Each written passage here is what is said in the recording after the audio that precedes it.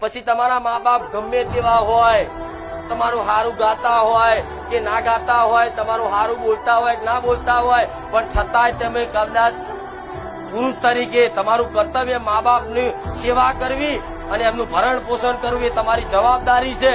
ભલે મા બાપ ગમે તેવું બોલે ને એની બાજુ ના જોતા ઉપર બેઠેલા મા બાપ ને જોજો, એ તમારો હિસાબ કરશે.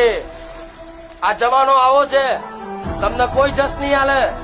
તમે ગમે તેટલા હારા કદાચ રહેશો ને, 4 ભાઈ હશો ને 4 માંથી તમે એકલા જ તે મા બાપ ની સેવા કરતા છો, મા બાપ નું ભલું વિચારતા છો ને, એ જ મા બાપ તમારું બહાર જઈ અને તમારું જ ખોટું ગાતા હશે. આજનો જમાનો એવો છે, આજની માયા એવી છે, તમને જસ નહીં હાલે એટલે તમે દુઃખી થાવ કે આટલું બધું એના હાથર કરું છું, મને થોડી મને જસ નહીં હાલતા, મારી ખોટી વાતો કરે છે. પણ આ બધું વાપરતા નહીં ગોડાઓ, આ બધી માયા બધી રચાવ, પણ તમારે તો તમારા કર્તવ્યનું પાલન કરે. ભલે મા બાપ મને કાઢી મેળતા ને તો નાક વગરનો લખતો થઈને એમની સેવા કરી, નો બનીને સેવા કરીશ. જયારે જયારે જરૂર પડશે ને તો બીજા ભાઈઓ કોઈ આવશે નહીં આવે, પણ હું પેલો ઉભો રહીશ.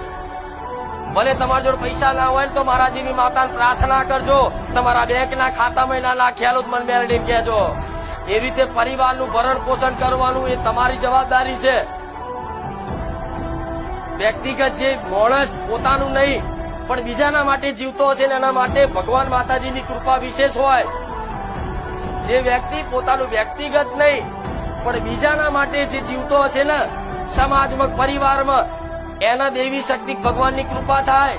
અને એવી અઢળક કૃપા થાય ને કે તમિલના માધ્યમ રાખી તમારી માં તમારા પરિવારનું નહીં, તમારા કુટુંબનું નહીં, છેક સમાજ સુધી તમારો ડંકો વગાડી દે.